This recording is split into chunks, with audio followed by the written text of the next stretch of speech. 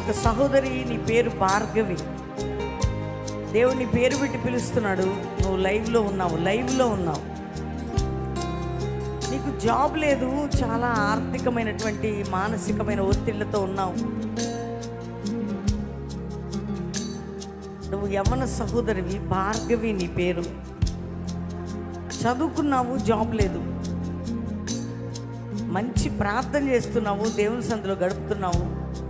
నీ మనసులో ఒక ప్రశ్న, నేను ఇంతగా ప్రార్థన చేస్తున్నాను, దేవునితో ఉన్నాను, నాకెందుకు ఇటువంటి జరుగుతున్నది? నా జీవితం ఎందుకు ఇట్లా అవుతుంది?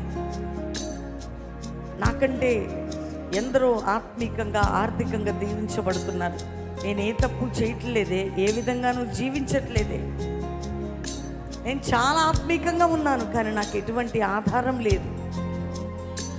దేవుడు నాతో మాట్లాడాలా, నన్ను పేరు పెట్టి ఆయన పిలవాలని ప్రార్థన చేస్తున్నావు. దేవుడు నిన్ను పేరు పెట్టే పిలుస్తున్నాడు. ఎవరు అడుగుతారో వాళ్ళ పేర్లు పెట్టి పిలుస్తాడండి దేవుడు. అడిగేవారి పేరు పెట్టి పిలుస్తాడు ఆయన. ఎవరా సహోదరి?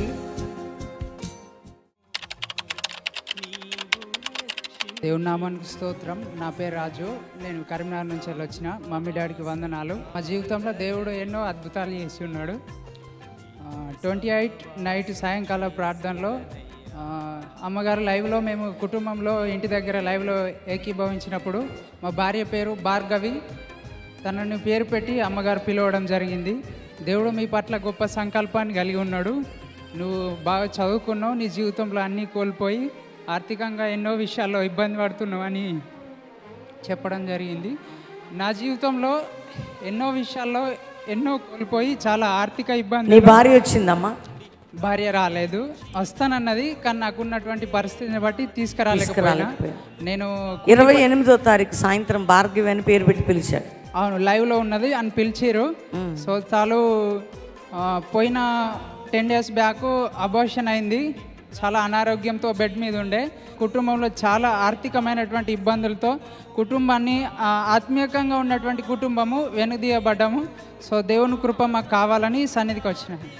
దేవుడు పేరు పెట్టి పిలిచాడు కాబట్టి కళ్ళు మూసుకో. తండ్రి, ఈ కుమారుని జీవితంలో, సహోదరి భార్గవి జీవితంలో మేము నమ్ముతున్నాం, యేసు నామములో ఈ బిడ్డలని పీడిస్తున్న ప్రతి ఫైనాన్షియల్ పోరాటం, ఆత్మీయ స్థితిని బలహీనపరిచిన ఆత్మ, అక్కడ సహోదరిలో, ఆమెలో, 2 చేతులు పైకెత్తు, కళ్ళు మూసుకో. ఆమెలో, తన భార్యలో, తన కుటుంబంలో, ఈ సహోదరులో, యేసు నామములో ఈ కుటుంబాన్ని బలహీనపరిచే ప్రతి ప్రభావం బయటికి వెళ్ళిపోవునుగాక.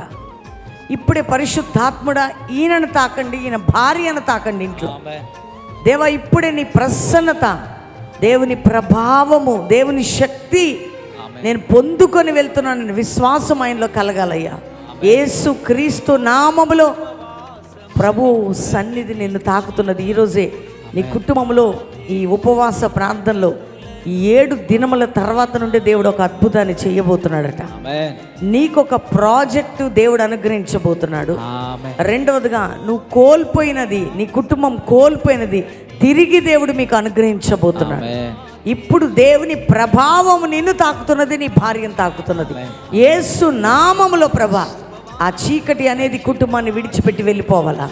ఈ గృహము సమాధానంతో నింపబడాలా, అభిషేకంతో నింపబడాలా ప్రభా. ఫైనాన్షియల్ డోర్స్ ఓపెన్ కావాలా, ఆత్మీయ బంధకం తెగిపోవునుగా.